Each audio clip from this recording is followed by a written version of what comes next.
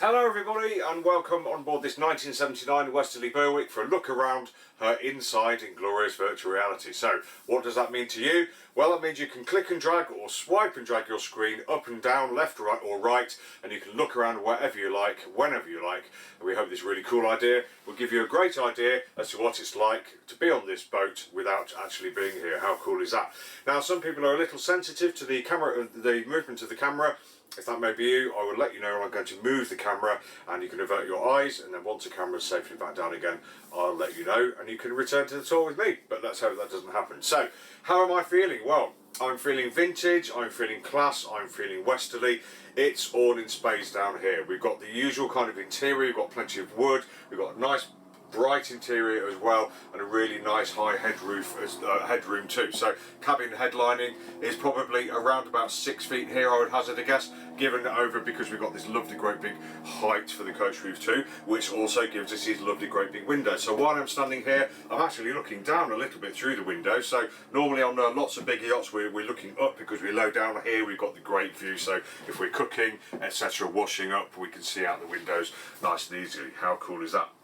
The area itself feels nice and bright and airy. We've got a lovely good sized companionway coming down. We have handles either side, and once you're in, you're on top of the engine box where you're sitting, down a couple of steps. One of the steps makes into a nice large cupboard as well, so really practical, nice and easy to get down. All feels really solid. Once you're down here, we've got, so we can make our way forwards via things like the bulkheads. We have a grab handle here, and then we'll be moving forwards this way. So once we get here, not too much to grab hold of, but generally speaking, in a blow you'll be in this area anyway, so not too bad at all. As we come down the companionway and turn to our starboard side, we're into the galley. So great position for handing out the cup of soups, the beans on toast, etc., receiving the empties down, but also passing the dinners backwards and forwards to the saloon as well. Really nicely thought out. And when you're here, you know you can brace yourself against here. There's not much behind you to brace against, so you need to be a little bit careful. And also you're cooking near the companionway as well, so something just to bear in mind. But we have a nice sized galley. We've got a twin burner cooker. We've got lots of chopping space here, which if we lift up reveals the 2 burners underneath here. We have a grill here and a cooker underneath as well, which is lovely. We've got a nice cutlery drawer here, cupboard underneath for all your cleaning gear, etc., water pump, and a little bit more storage underneath here too. So also the cooker is gimbaled for that cooking at sea. A couple of cupboards behind there as well, gives us lots of space there.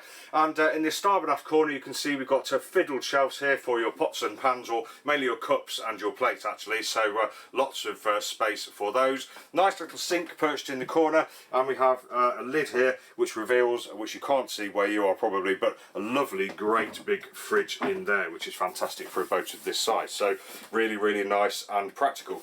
In the port aft corner you can see we've got the nav station, or kind of what was the nav station. It's still here. We've got a lovely great big chart table, which we open like that, sorry, there we go, so room for your charts inside if you're still using your paper charts.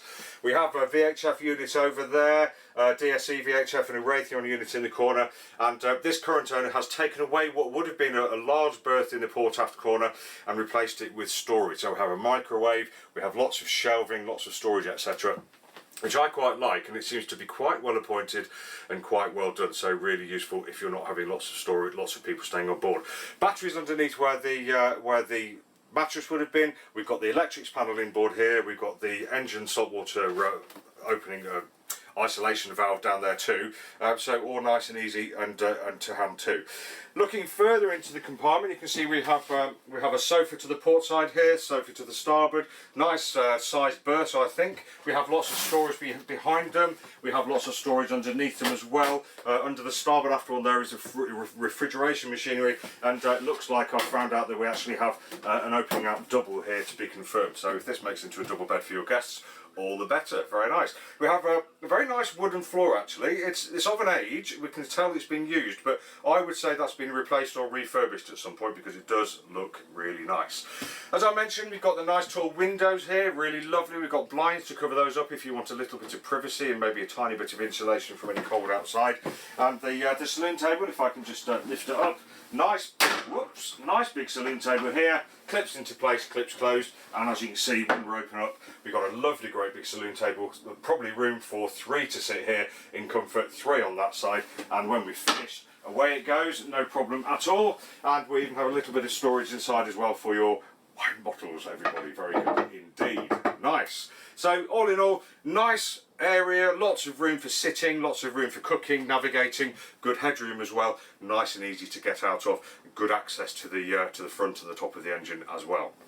Right then, let's pick you up for the first time, and I'm just going to transport you forwards and place you midships in the forward cabin. So there you go. I have just taken you past the lobby here, which contains the door to what is a really, really nice and deep hanging locker there. So plenty of room in there for your for either your wet garments, or if you're not wet, your longer garments, etc.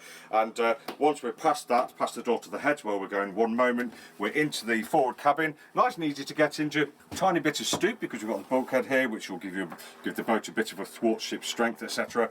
And finish. And once we're in, and we have here, we've got another big hanging locker there with a window, lovely. That window, incidentally, allows a bit of ventilation through to the hanging locker here too as well, so that's good. Plenty of storage in there. And in the forward cabin itself, nice wide, nice long berth, plenty of room for two for a weekend or longer. You're sitting on the infill here, so we can take that away if we want to stand somewhere and change there. And just looking around, we've got a nice long fiddled shelf. We've got the carpet type in headlining and bulkhead lining. Windows to port and starboard, they're both open. Really light port and starboard. And we've also got a socket down there to allow us to charge our phones while we're in bed. How good is that? Very good indeed. Right then, let's pick you up again, and we'll just go aft again this time. I'll stop here and place you in the heads compartment. So this is where all the action happens, as we know. Nice size compartment. The head height continues through here as well, so that's good. We have an opening window in here, so that's good for heads compartment. We can get into the bilge here. We've got a manual head, storage underneath the sink, storage to the port side, and a good sized sink in the forward part of the compartment. So I think this does everything that you would expect a heads compartment to do, what it says on the tin, etc, etc, if that sounds right. Anyway, let's take you out of the heads. We'll put you back into the saloon. I'll just drop you there, and we'll just finish off this tour by saying thanks for joining me. This has been Tim from Boatshed Yacht Brokers on board this Westerly Berwick from 1979 for a good look around her interior in virtual reality.